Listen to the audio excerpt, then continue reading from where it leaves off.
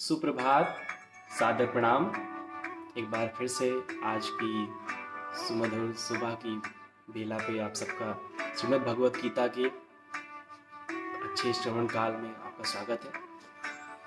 आज सुबह की पूजा थोड़ा मेरी लंबी हो गई और आज कुछ अच्छे पाठ करने थे, थोड़ा सा आज विलम्ब आपके समक्ष आ पाया हूँ। और चलिए आइए शुरुआत करते हैं भगवान श्री कृष्ण की श्रीमद् भगवत गीता के आज कुछ कथन जो भगवान श्री कृष्ण ने बोले हैं और उनके गुरुजनों ने जो उस पुस्तक को आगे बढ़ाने में मदद की है, जो उसमें लिखा है उसको मैं पढ़ के सुनाता हूँ आपको। इस कलयुग में जो लोग पर्याप्त बुद्धिमान हैं वे भगवान की उनके पार्षदों सहित संकीर्तन यज्ञ द्वारा पूजा करेंगे। मतलब जो बहुत बुद्धिमान लोग हैं वो संकीर्तन यज्ञ द्वारा भगवान श्री कृष्ण की पूजा करेंगे। धृतराष्ट्र ने कहा, हे संजय, धर्म भूमि कुरुक्षेत्र में युद्ध की इच्छा से एकत्र हुए मेरे तरह पांडु के पुत्रों ने क्या किया। ये आगे इस तरह के क्वेश्चंस होंगे। थोड़ा सा भूमिका आपको थोड़ी थोड़ी करके बताई जा रही है, क्या क्या चीजें आगे होने वाली है, ज्ञान के भंडार में क्या क्या चीजें आपको मिलेगा, किस तरह से इसकी भूमिका बनी है। जिस प्रकार मनुष्य पुराने वस्त्रों को त्याग कर नए वस्त्र धारण करता है, उसी प्रकार आत्मा पुराने तथा व्यर्थ के शरीरों को त्याग कर नवीन भौतिक शरीर धारण करता है। अब इसको समझना है, जिस प्रकार से अगर हमारे शरीर में कोई बीमारी हो जाए या हमारा शरीर अगर हमारे इस जीवन में हमारी आत्मा के प्रयोग में ना सही तरीके से ना आ पाए, जिसमें बहुत दर्द हो, बहुत परेशानी हो, या फिर कभी कभी क्या होता है हमारी कोई दुर्घटना हो जाती है जिसकी वजह से हमारा शरीर छत बिछत हो जाता है, तो उस शरीर का कोई उपयोग नहीं रह जाता। तो मजबूरीवश आत्मा को क्या करना होता है, इस शरीर का त्याग करना होता है। जिस प्रकार से कोई फटा हुआ वस्त्र या खराब वस्त्र, मैला कुचैला वस्त्र कोई धारण नहीं करता, उसी प्रकार से मलिन शरीर, छत बिछत शरीर या रोगग्रस्त शरीर को आत्मा धारण नहीं करती है। जब वो चीज हो जाता है, वो दूषित हो जाता है, तो उसको त्याग करना ही पड़ता है। प्रत्येक व्यक्ति इस भौतिक शरीर रूपी रथ पर आरूढ़ है और बुद्धि इसका सारथी है। मन लगाम है और इंद्रियां घोड़े हैं। इस प्रकार मन तथा इंद्रियों की संगति से यह आत्मा सुख या दुख का भोगता है। बहुत अच्छी बात यहाँ पे बताई गई है। ये जो भौतिक शरीर है हमारा, प्रत्येक व्यक्ति इसी रथ पर, ये हमारा भौतिक शरीर रथ की तरह से है जिसमें बुद्धि जो है वो सारथी है, मन लगाम है। मन जो है हर चीज पे लगाम लगाता है। अगर मन को हमने कंट्रोल कर लिया तो हर चीज पे हम लगाम लगा सकते हैं। और मन लगाम किस पे लगाना है, वो इंद्रियों रूपी घोड़ों पे। अगर इंद्रियां क्या होती है, घोड़े की तरफ भाग रही है अलग अलग डायरेक्शंस में, अगर हमने मन रूपी लगाम से उसको कंट्रोल कर लिया तो हम अपनी चीजों पे कंट्रोल कर सकते हैं। इस प्रकार मन तथा इंद्रियों की संगति की भाव की वजह से ही मनुष्य जो है जीवन में सुख या दुख का भोगता होता है। संसार के सारे भौतिक कार्यकलाप प्रकृति के 3 गुणों के अधीन संपन्न होते हैं। यद्यपि प्रकृति के 3 गुण परमेश्वर कृष्ण से उद्भूत हैं, फिर भी भगवान कृष्ण उनके अधीन नहीं होते। कम बुद्धि वाले व्यक्ति देवताओं से अनुग्रह पाने की आशा करते हैं। भगवान श्री कृष्ण ने कहा कि जो जिनकी बुद्धि कम होती है, जो अज्ञानी लोग होते हैं, वो क्या करते हैं, वो अलग अलग देवी देवताओं की पूजा करते हैं सिर्फ उनसे भौतिक सुख के लाभ की प्राप्ति के लिए, और ऐसी वस्तुएं प्राप्त करते हैं जो अस्थायी होती है। अब इस भौतिक जगत में जो भी चीज आप पाने की मंशा करते हैं वो अस्थायी ही होती है, वो नश्वर होती है और मृत्यु के समय समाप्त हो जाती है। वास्तव में ये सारे लाभ भगवान द्वारा ही प्रदान किए जाते हैं, क्योंकि भगवान अपने सारी देवी देवताओं की उनकी जो एक मंडली है, उनको वो जब आप पूजा अर्चना करते हैं तो उनको वो आदेशित करते हैं कि इनको ये चीज प्रदान की जाए यथास्वरूप उनके कर्माफल अनुसार।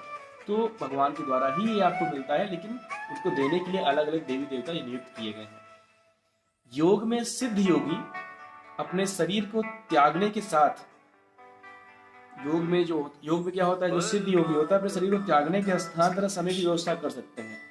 अन्य मनुष्यों का इस पर कोई बस नहीं होता। जो सिद्ध योगी होता है उसको अपना शरीर कब त्यागना है, किस जगह पे त्यागना है, इसकी व्यवस्था वो खुद कर सकते हैं अपने योग तप के बल पे। मैं समस्त आध्यात्मिक तथा भौतिक जगत का कारण हूँ। प्रत्येक वस्तु मुझसे ही उद्भूत है।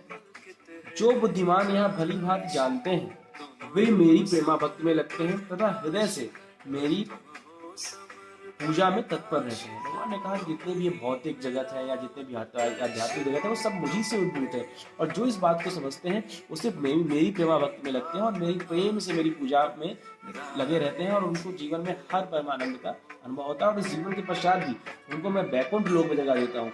स्वर्ग लोक, नरक लोक और ब्रह्म लोक, इन लोगों की जगह पे एक जगह है जिसको बोला जाता है बैकुंठ लोक, जिसमें भगवान विष्णु, भगवान श्री कृष्ण स्वयं निवास करते हैं, और वहाँ पे इन सारी चीजों से एक अलग ही वहाँ जीवन होता है, अलग ही आनंद होता है। विश्व रूप दर्शन कर स्तब्ध हुए अर्जुन ने कहा, हे विश्वेश्वर, हे विश्व रूप, मैं आपके शरीर में अनेकानेक हाथ, पेट, मुख तथा आंखें देख रहा हूँ जो सर्वत्र फैले हुए हैं और जिनका अंत नहीं है।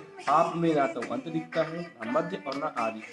अलग अलग अध्यायों के हिसाब से जो उसमें मेन बात, गुण बात कही गई है, उसका एक भौतिक भूमिका आपको संक्षेप में बताई जा रही है। फिर अध्याय स्टार्ट होंगे, विस्तृत वर्णन आपको इसमें मिलेगा।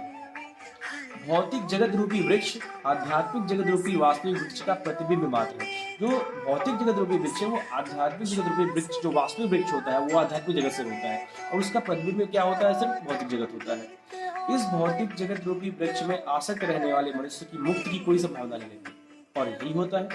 हम सभी मनुष्य क्या है, इस भौतिक जगत में इतने ज्यादा आसक्त और लीन हो चुके हैं कि हम आध्यात्मिक जगत में जुड़ नहीं पाते। फिर इस संसार में आने जाने का और इस संसार के कर्म भोग का फल, सुख दुख के फलस्वरूप हमें हमेशा मिलता रहता है, और जीवन में कभी किसी होने में कभी किसी होने में हमें जन्म लेना पड़ता है। और अगर इस जन्म मरण के प्रक्रम से अगर हमें मुक्ति चाहिए तो हमें क्या करना होगा? हमें अध्यात्म में लीन होना होगा और कृष्ण भक्ति करनी जरूरी है। लेकिन जो मनुष्य आध्यात्मिक जगत रूपी वृक्ष को समझ लेता है वह आत्मोन्नति कर सकता है। मृत्यु के समय जीव द्वारा विकसित की गई चेतना उसे दूसरे शरीर में ले जाती है। मृत्यु के समय हम जैसी चेतना करते हैं, जो सोचते हैं, जैसा विचार करते हैं, और वही हमें अगले जन्म में मिलता है। लेकिन इसका अभ्यास, अगर सोचे कि आप पहले खुद उल्टा सीधा काम करते लेकिन मृत्यु के समय अच्छा सोच के, नहीं, ऐसा नहीं, संभव नहीं है, ये आपकी आदत बनी रहेगी। तो अगर आपको अपने जीवन में मृत्यु के समय अच्छी चेतना रखनी है तो उसका पूर्वाभ्यास बहुत जरूरी है।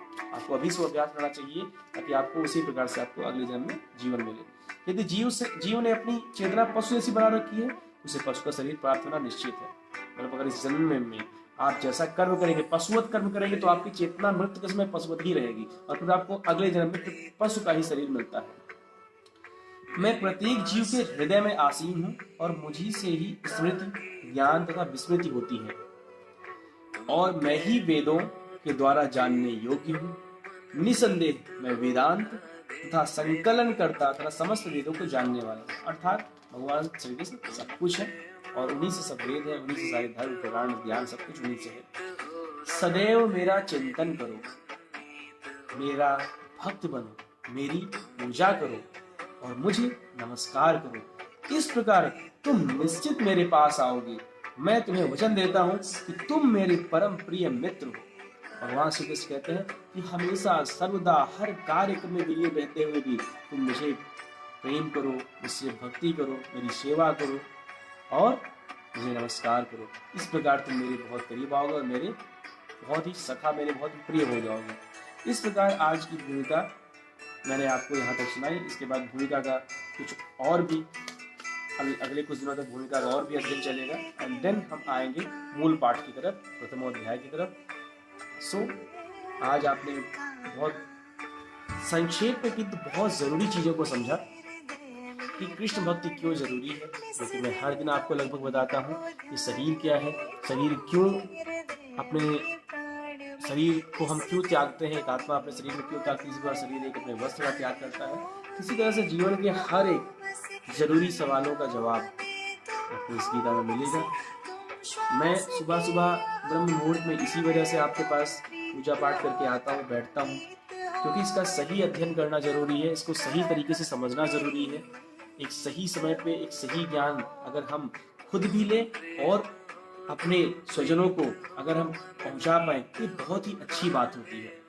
क्योंकि कहा जाता है कि ज्ञान ही एक ऐसी चीज है जो इंसान को सही रास्ते की तरफ लेकर ले जाता है, और ज्ञान कभी हमेशा अपने आप नहीं हो जाता, ज्ञान हमें किसी न किसी से प्राप्त होता है, और ज्ञान प्राप्त करने के लिए हमें किसी न किसी के सानिध्य में जाना पड़ता है, किसी न किसी को अपना गुरु बनाना पड़ता है, तभी हमें इस ज्ञान का सही लाभ प्राप्त होता है।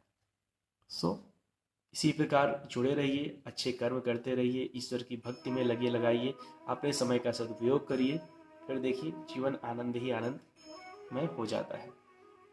जय श्री कृष्णा। हरे कृष्णा हरे कृष्णा कृष्णा कृष्णा हरे हरे, हरे राम राम राम हरे हरे। ओम नमो भगवते वासुदेवाय। सादर प्रणाम।